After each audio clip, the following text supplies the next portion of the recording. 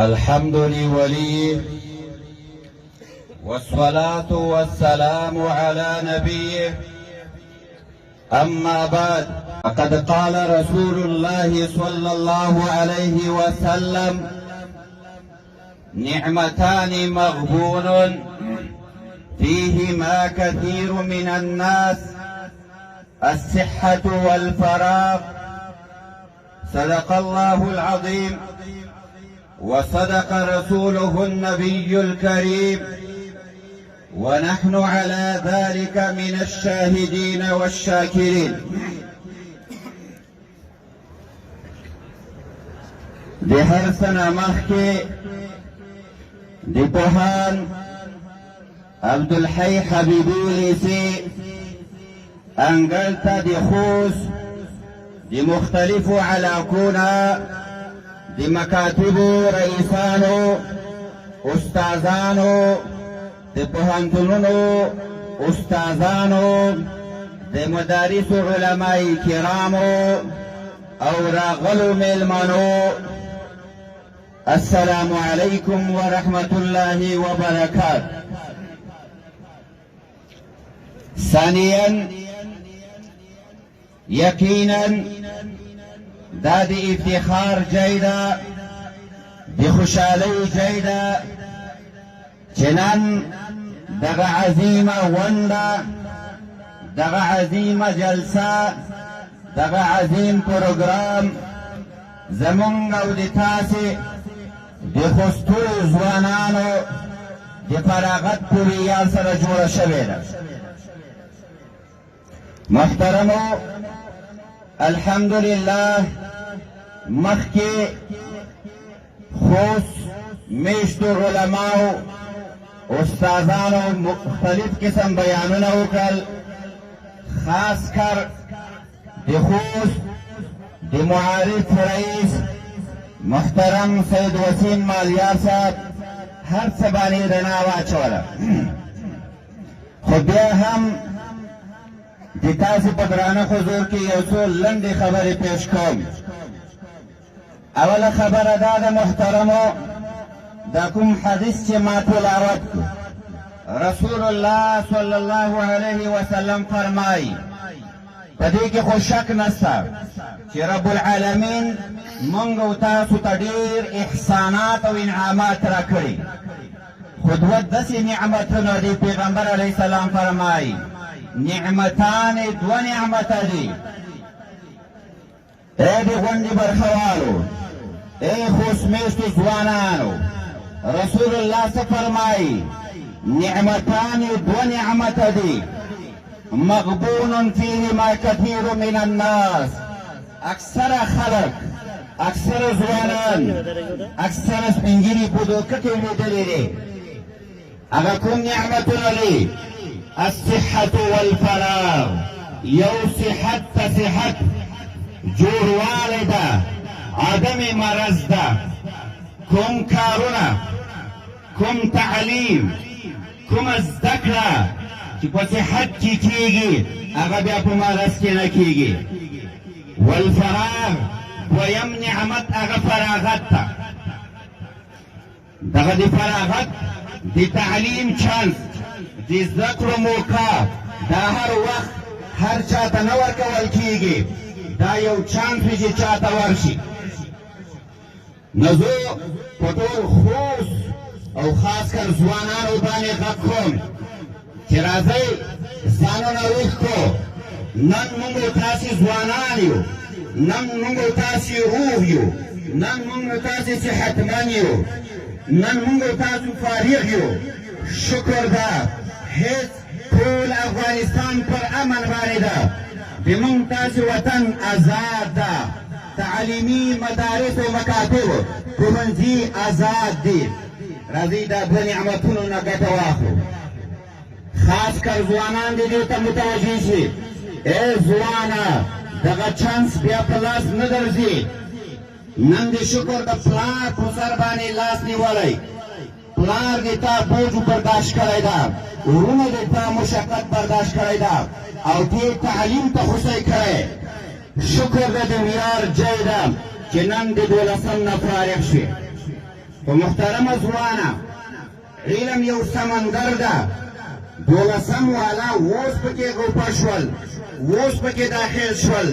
اوس په مخکې دي نورې ملغلرې به راوړې ای ځوانه ای د 12 نه فارغه ته دا سوچ ونه کړي چې زه یوازې یم تا ته په خپل کور کې مور او پلار انتظار دي د تا خوشحالۍ د تا د پلار خوشحالۍ ده د تا کامیابۍ د تا د مور کامیابۍ ده د تا افتخار د خوست افتخار ده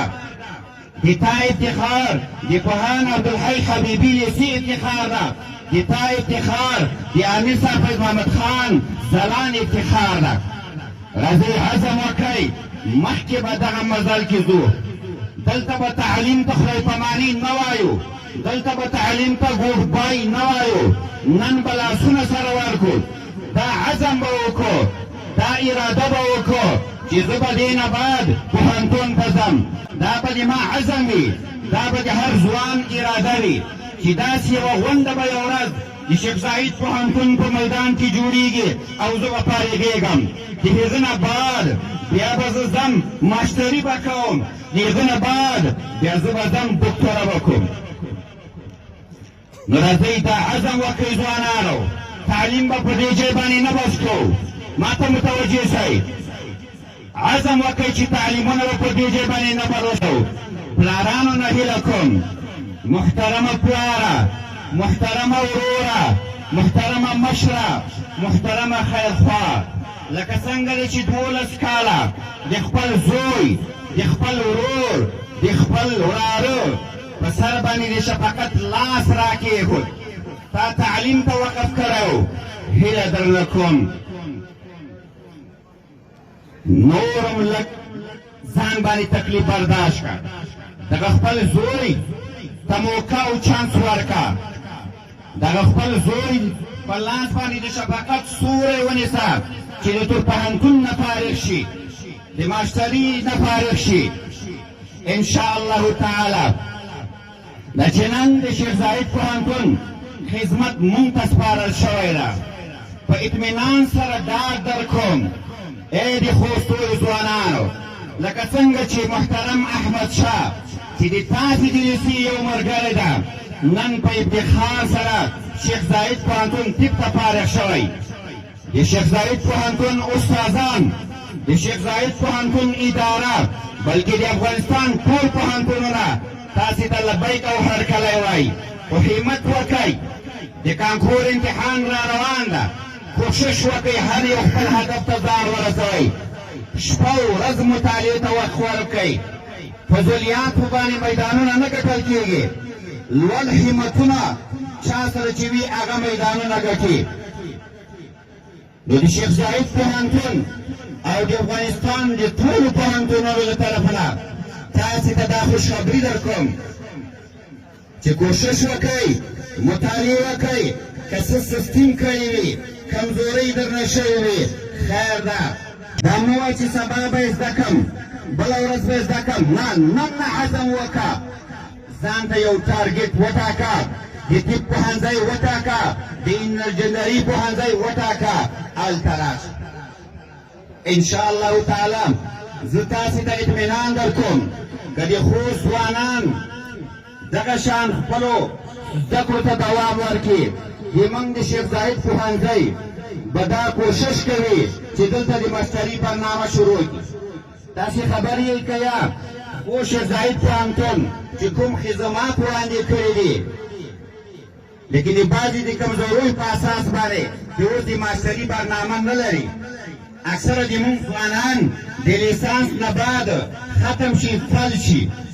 مونږ انشاءالله تعالی د امارت مسؤلین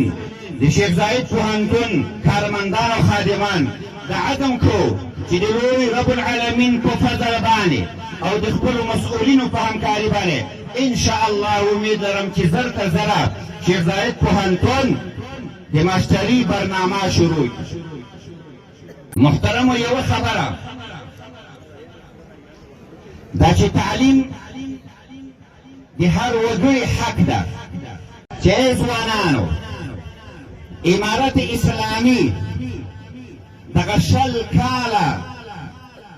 چې کومې قرباني ورکړې دي د مال د تا د ازادۍ دپاره یې ورکړې کومو ځوانانو چې ځانونه شهیدان کړي د مال د تا د مور د سر پټونې دپاره د دې دپاره چې ما ځوان زوی او ورور په ازاده فضا کې خپل اسلام او خپل افغاني کلتور زده کړي دا چې شل کاله دلته فکري یرغال و د موږ هر ځوان سپین ږیری نارینه او ښځینه هغه د میډیا له طرفه دی مغلو په فکري یرغال کې راګیر شوی و زه تاسې ته اطمینان در کوم چې او د ښو ځوانانو سپین ږیرو مشرانو تبلیغاتو پسې مه ګرځئ امارت تعلیم ته ژمن ده ځکه تعلیم هغه کمال او جوهر ده چې د مونږ پیغمبر ته اولینه وحی د تعلیم راغلی ده مونږ تاسې په ډېرو شیانو کې شریک یو الحمدلله په انسانیت کې شریکان یو په اسلامیت کې شریک یو په افغانیت کې شریک یو په پښتنیت کې شریک یو امارت اسلامي یا لوړې زده کړې یعنې خو شیخ زاید پوهنتون د هر وګړي حق ته ژمن ده که هغه نارینه وي او که هغه ښځینه وي خو دومره ده چې د هر څه نه مخکې اول مونږ ته اسلام معتبر ده زه اطمینان در کوم چې د تاسې د خویندو د تاسې د لونو د مونږ او د تاسو مشترکه امارت اسلامي به انشاءالله په اسلامي چوکاټ کې په عزت او ابرو سره دوی ته د تعلیم حق ورکوي او زر ته زره به ورکوي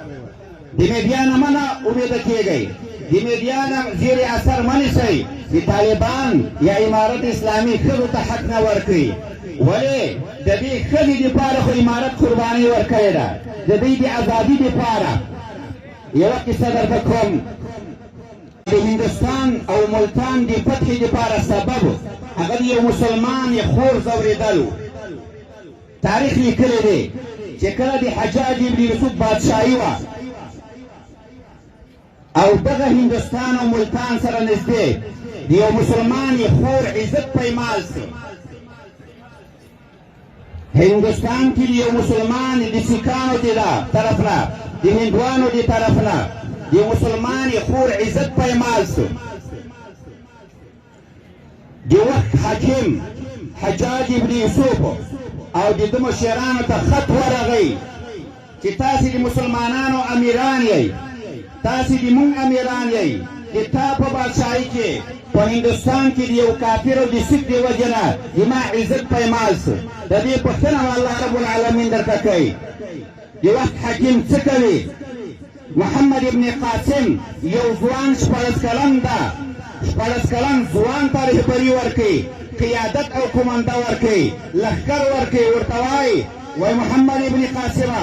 لاس تر څو چې تا د هغه مسلمان خور د عزت پوښتنه نه وي کړې د هغه بدل دې نه وي اخیستی انتقام دې نه اخیستی تر څو به نه راځي د هغه خور د هغه پیغام له برکته ټول هندوستان پاکستان او ملتان فتح شول تقریبا د پېښور د حدودو پر اسلام راورسېده نو زه اطمینان در کوم محترمو کوم عزت چې ښځې ته اسلام ورکړی هغه بل دین نه ده ورکړی کوم عزت چې قرآن ښځې ته ورکړی هغه بل کتاب نه ده ورکړی کوم عزت چې افغانان ښځې ته ورکړي هغه بل څوک نه ورکوي کوم عزت انشاء الله تعالی چې امارت اسلامي ورکوي هغه بل څوک نه ورکوي او په اخر کې یو ځل بیا د ځوانانو نه هیله کوم چې خپل تعلیم دلته مه ودروئ پلارانو نه هیله کوم چې دغه خپل زمن نور هم تشویق کړئ چې پوهنتونو ته لاړ شي او الله رب العالمین دې موږ تاسې ته توفیق راکړي همت راکړي چې مخکې لاړ شو تعلیمونه وکړو محترمو نن الحمدلله د امارت او د اسلامي حکومت له برکته موږ او تاسې یو ځای ناست شو هغه د پوهنتون استاز ده څنګ کې د یو مدرسې شیخ ناست ده د موږ د تاسې وطن نشته موږ تاسې یو تاسې موږ یئ یو له بل هم څوک نشي جلا کولی دغه میز چې پرون و هغه میز نن په امارت کې ولاړ ده دغه مایک چې پرونو نن هغه مایک هم ده مونږ یو او یو بلو څوک مونږ نشي جلا کولی دا پروپاګنډې دې نه کوي چې علما او امارت اسلامي د مکاتبو خلاف دي الله رب العالمین دې مونږ تاسې ته په دې باندې د عمل کولو توفیق راکړي وما علینا الا البلاغ